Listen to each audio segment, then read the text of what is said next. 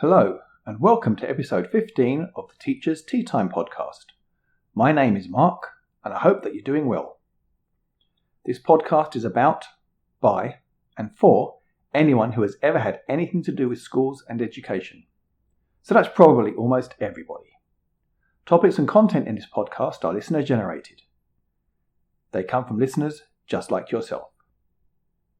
We are proud to be a member of Adjacent, a design collaborative made up of educators who dream of a better world for our students and their teachers.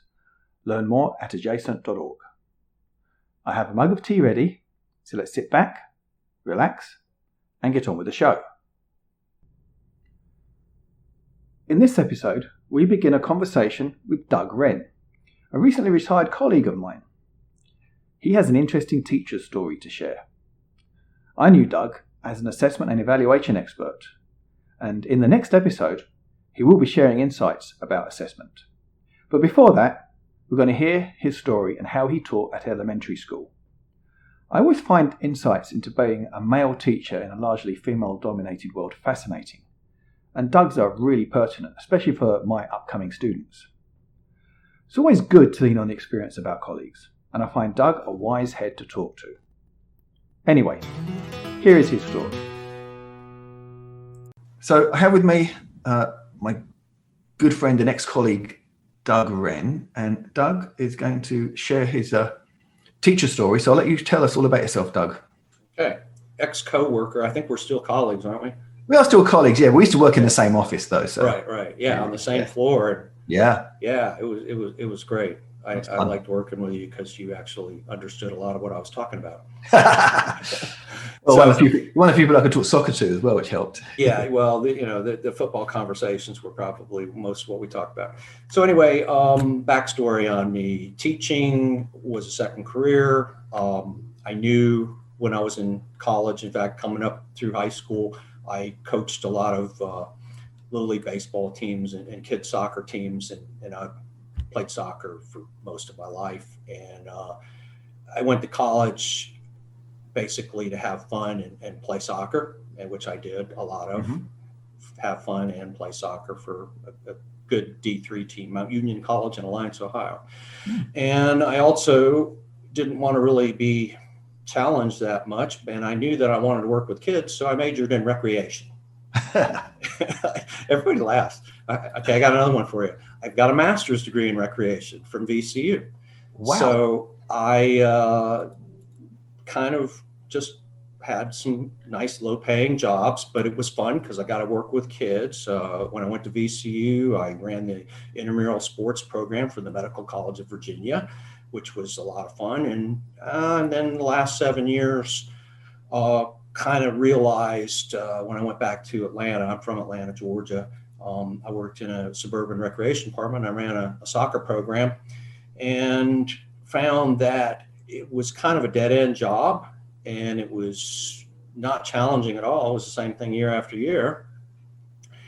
And I decided if I was going to be underpaid and overworked, I might as well become a teacher. Then I'd have my summers and my nights and my weekends off, which in recreation, that was the busy time working. Now, I will say this to all future educators is that if you've had to deal with angry soccer moms or irate Little League dads, like I did when I was working in recreation, then when you have your teacher conferences as a teacher, those parents are going to be so easy to deal with. So a good summer job is working with kids where you have to have contact with the parents, because it also looks really good on a resume when you're trying to get a job in education. So anyway, 12 years of working in recreation, or recreation as they call it in Georgia, some places. And then I went back to school for a year, got my teaching certificate, and was off and running. I taught first grade for 6 years in the same neighborhood I grew up in. They built the school after I was in high school, so I never got to go to that school, but I worked there, and then I got promoted to second grade, and I taught second grade for 2 years, and then I finished my last 6 years of teaching at a different school. I taught fifth grade, and the last 2 years I taught social studies, actually American history after the Civil War, which was loads of fun. And during that time that I was teaching, I started inadvertently working on a doctorate because with my master's in recreation and my teaching certificate, at the time, the state of Georgia said, well, you got a master's degree, but it's out of field. So if you go back and get a master's in education, then we'll keep you at the same pay level, but you got to finish that master's in 3 years. So I went back and started working on my master's degree at the University of Georgia. And it was about an hour commute from the school I was working at in suburban Atlanta.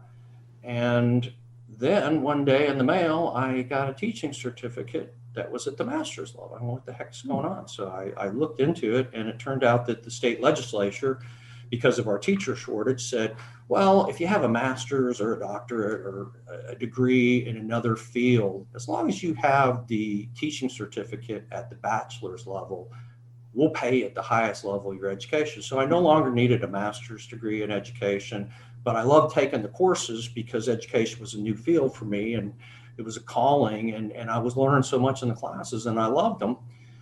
But I had no reason to pursue a master's. So my advisor said, well, why don't you just go for a doctorate? And I said, okay. So bumped it up and went part-time and earned a doctorate in 6 years. And what kind of became my focus of my doctoral studies was educational measurement and assessment, because I took my first graduate level assessment course, and I just kind of fell in love with the concept. I've always been kind of a math person, but I just like the whole idea of measuring things, and it just was, I don't know how to say it. You know, it's hard to find somebody at a party to talk to you about that kind of thing. You know, most people, oh, he's an assessment guy, and they kind of walk away. But while I was teaching, it really came in handy. I put my studies into practice. I helped teachers with their assessments and wrote assessments for schools. And actually, I ended up teaching the gifted endorsement course that people wanted their add-on for gifted in Georgia. So I taught the course that nobody wanted to teach, which was the gifted assessment course. So, okay, that's a lot, but that doesn't describe the second half of my career. After 14 years in the classroom, I sold out and got a job in the central office. And my advice to people who are considering that is think about it. Teaching is really where it's at. I had a blast teaching all 14 years. My worst day in teaching was better than my best day in a lot of jobs, a lot of different jobs. But when I went to the central office, it's kind of a mixed bag. If things are going well for you and your supervisor treats you right, kind of like any job, you know, things will be okay. But then also, as you work in the central office, and I was working in the central office in DeKalb County, Georgia to start with, and you see a lot of things that just aren't right. People getting jobs, not necessarily because they're the best people, but because they've been with the school system for a long time, and there's a lot of cronyism. I got my job straight out of the classroom, and a lot of people resented me for that because I think they felt like I needed to serve as an assistant principal or principal, but I was the most qualified person for the job. I worked in research and evaluation. And, you know, a few years of that, and then realizing that this was not the place I wanted to be. There was a lot of corruption. I saw a lot of money wasted. And again, people with six-figure salaries working in the central office who they called it their retirement job. Most of these people were ex-principals, and they were like, oh, hey, I saw you got your retirement job. And I didn't consider a retirement job. It was a job. I mean, I wanted to do my work with research, evaluation, and assessment, whereas a lot of people, it was just dead weight. They came to the central office for their last few years because once you retire, your pension is based on an average of your last 3 years of your salary. So I got out of DeKalb County, Georgia, and went to Virginia Beach, Virginia in 2008, the same year Mark started there, but I didn't know him until he came to the central office. And I had what I thought was my dream job, working as an educational measurement and assessment specialist.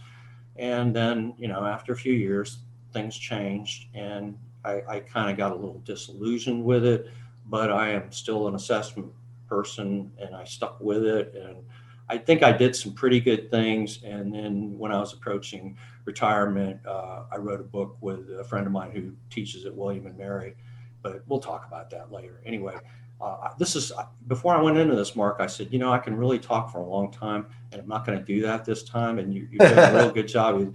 You're nodding your head. So anyway, I am going to shut up. That's my backstory. The long and short of it is education is a calling. It's a great career. If you can afford it and you're enjoying it, stay in the classroom. If things are right, go to the central office. But things can change once your administrator changes.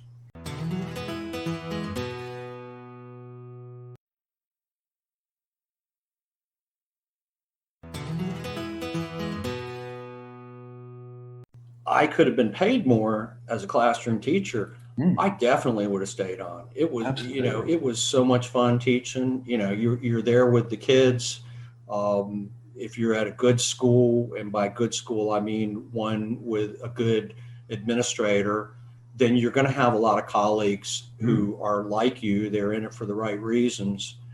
But at some point, if you have a family, and I do have a family, 2 grown children, but at the time it was, hey, if I don't make more money, we're not going to be able to put much into their 529, and I don't know if they're going to get into college. Sure, they'll get into college, but how is it going to be paid for? Yeah. And the other part I thought was interesting about your story is you were one of those rare things. You were a male elementary teacher, and in each elementary cohort I may have 1 or 2 male elementary teachers and 30 to 32 female elementary teachers. What was it like? I mean, it was a while ago, but I'm sure there's some of the dynamics that are same, being the male but in the minority. Well, it never bothered me at all, and actually, it was kind of affirming while I was taking my coursework to get my certification, because I had more than one teacher tell me, you're just going to be able to pick whatever job you want because you're a male and you're going into elementary school. So it was interesting. I think that my colleagues treated me the same, but then again, sometimes the administrator will come to you and have you do stuff that, guy stuff. That's right. So, you have to remember that you're a guy, but I think there are more males getting in to elementary school, and I think it's a real good idea. My classes were always interesting because I worked at a school that we had 2 classes at each grade level. So, the 2 classes of kindergartners. Well, the kindergartner teachers, the way they would split up their classes at the end of the year and send them up to me and the other first grade teacher, who was always a female, it was, well, Mr. Wren, we're going to give you these boys because we think they need a man in their life. And I knew what that meant.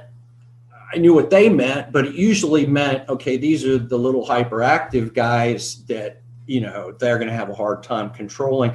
But then again, there were some kids that really did need a male role model.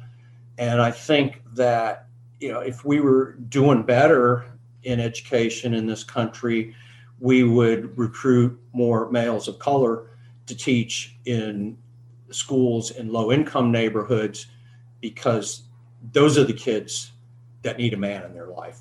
Absolutely. not making a generalization here. I'm just saying that, I know how the kids responded to me who looked like me that came from, had single moms, I was the man in their life.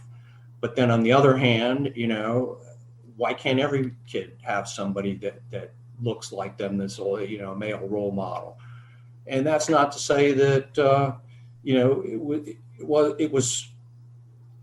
it was also good for the girls too.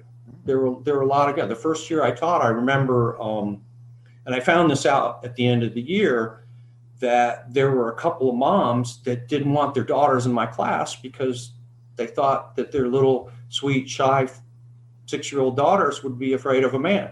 But at the end of the year, these were like my most loyal moms, and they were like, I can't believe that we did this at the beginning of the year, going to the principal and saying we didn't want Mr. Wren, So. Yeah, it's just interesting because the students I do have who are male, they realise they're going to have this role of some people being the only male authority figure for a great number of our students, for their students, and then they're just not sure about how they're going to go about things. And it's just interesting. And if the more male elementary teachers we can recruit, the better, I think, just to create some balance at that level will be quite powerful and useful as we move forward. Well, we know how the profession is dominated.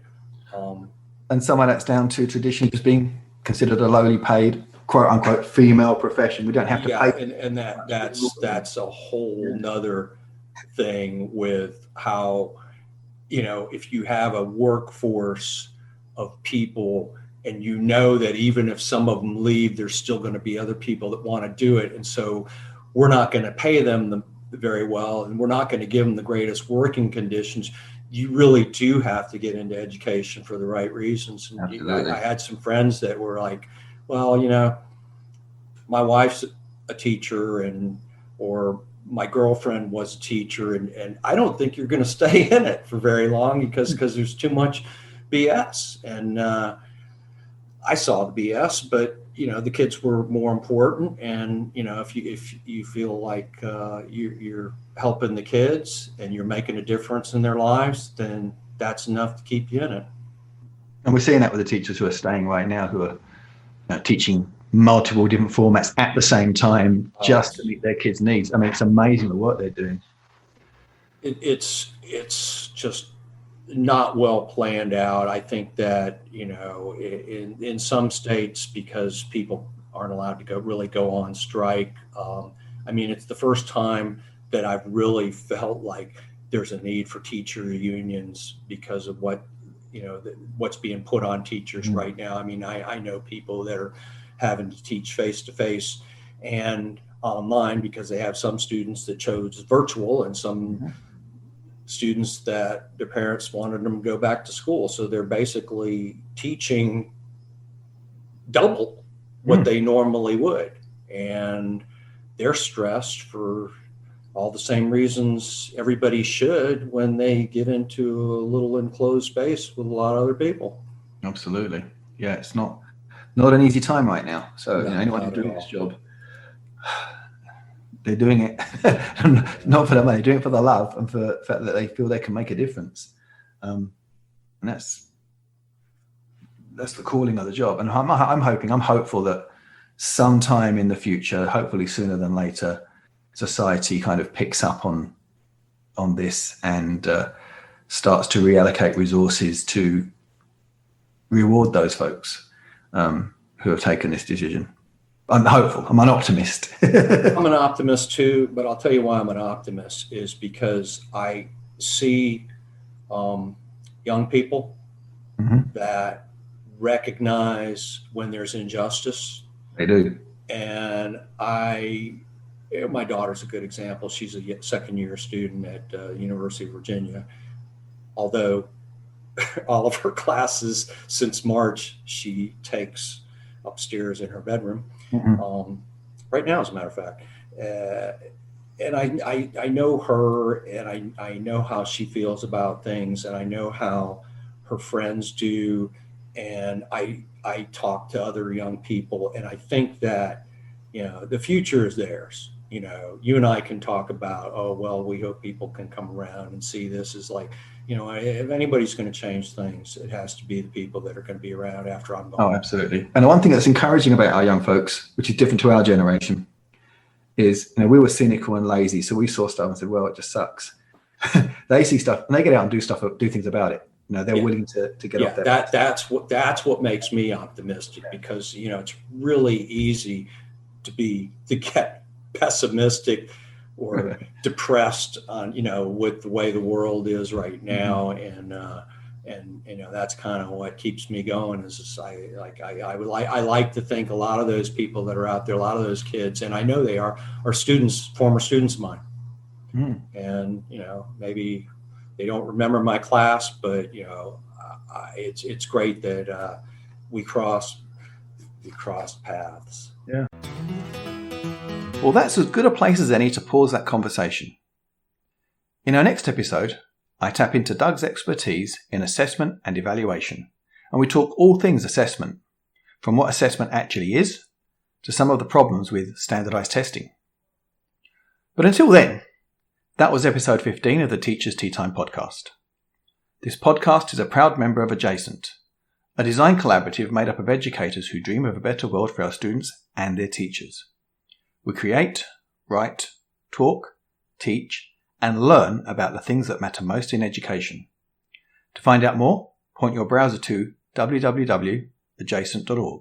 That's www.edjacent.org. For me, it's the stories of teachers, students, and school communities that matter. As such, this podcast is only possible with the help and support of its listeners. Please leave positive reviews wherever you are able. If you're an iTunes or Spotify subscriber, leaving a good review can really help our visibility. Also, please don't keep this podcast to yourself. Tell your friends to subscribe and listen too. One thing we all have in common is that we've all been to school. So, if you would like to contribute to the pod in any way, if you have a story to share, long, short, tragic, or comic, if you have comments to make about the podcast, or just want to say hi, you can send an email to teachersteatimepod@gmail.com. I love to read what you have to say. Or, if social media is your thing, you can follow me on Twitter at Mark Diakop and on Instagram as Mark Diakopoulos. You can find suggestions for topics, copies of the show notes, and you can download previous episodes of the podcast at www.teachersteatimepod.com. The podcast artwork was created by Phaedra. Opening and closing music is by Brian Boyko. It's been my pleasure to be your host today. Thank you for listening.